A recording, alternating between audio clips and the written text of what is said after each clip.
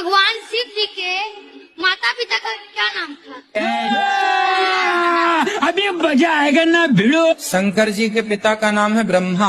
जब ब्रह्मा जी ने उनसे पूछा कि आपके पिताजी का नाम, क्या हमारे पिताजी का नाम है ब्रह्मा। शिव के पिता मंगल हैं। भागवत के अनुसार ब्रह्मा जी शंकर जी के पिता हैं। भाई साहब कुछ ज्यादा नहीं हो गया? मतलब कुछ भी। और अभी तो रुको, क्लाइमैक्स अभी बाकी। शंकर का पिता कौन है? शंकर आजन्मा। अरे ये सारी झूठ बोल रहे, एक भी सच्ची नहीं।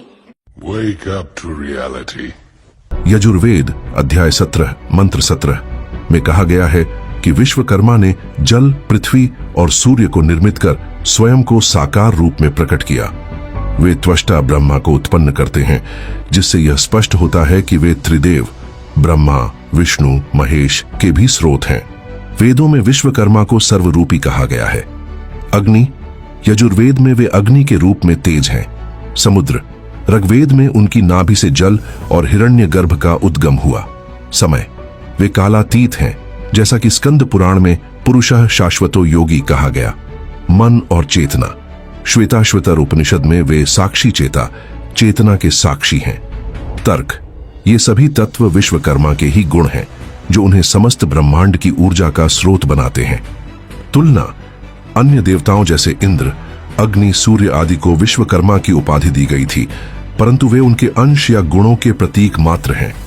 विश्वकर्मा ही वह परम शक्ति हैं जो एयुएम ध्वनि के रूप में सृष्टि के मूल में है। प्रश्न 2, क्या विश्वकर्मा ही ब्रह्मा, विष्णु और महेश हैं? उत्तर, हाँ। वेदों और उपनिषदों के अनुसार विश्वकर्मा ही वह परब्रह्म है जो विभिन्न रूपों में प्रकट होते हैं। ऋग्वेद 10:62-3 में लिखा है, यो देवानाम नामधा एक एव, अर्थात वे एकमात्र परमात्मा हैं जो सभी देवों के नाम धारण करते हैं। श्वेताश्वतर उपनिषद 4:16 में उन्हें विश्वकर्मा महात्मा कहा गया, जो सभी के हृदय में निवास करते हैं। ब्रह्मा, विश्वकर्मा ने त्वष्टा ब्रह्मा को उत्पन्न किया, जो सृष्टि का कार्य करते हैं। विष्णु, विश्वकर्मा का सर्वव्यापी स्वरूप ही विष्णु है, जैसा कि नारद पुराण में भूर्भुव स्व स्वरूपाय कहा गया। महेश, अथर्व वेद में उन्हें पशुपति और रुद्र शिव के रूप में वर्णित किया गया। तर्क, यदि त्रिदेव स्वतंत्र होते तो शिव किसकी तपस्या करते? विष्णु की योग निद्रा और ब्रह्मा का जप किसके लिए है? यह संकेत देता है कि ये सभी विश्वकर्मा की शक्ति से संचालित हैं। प्रश्न 7, लोग विश्वकर्मा के इस सर्वोच्च स्वरूप को क्यों नहीं जानते?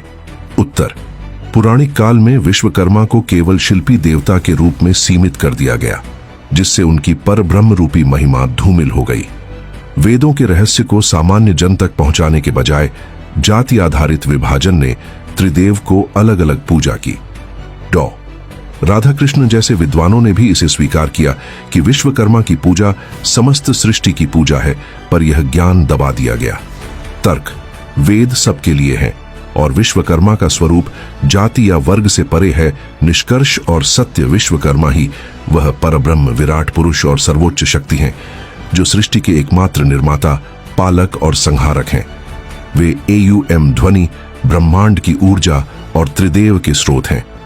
वेदों में प्रमाणित यह सत्य कि एकम सत्य विप्रा बहुधा वदंती, सत्य एक है जिसे विभिन्न नामों से पुकारा जाता है, विश्वकर्मा को ही संबोधित करता है। वे ही वह एकमात्र ब्रह्म हैं जो अग्नि, समुद्र, समय, मन और चेतना के रूप में व्याप्त हैं। सत्य, विश्वकर्मा 33 कोटि देवताओं से श्रेष्ठ है, क्योंकि वे ही सृष्टि के मूल बीज और संचालक हैं। त्रिदेव उनके अंश हैं और वे ही वह शक्ति हैं जो आदि, मध्य और अंत में विद्यमान है।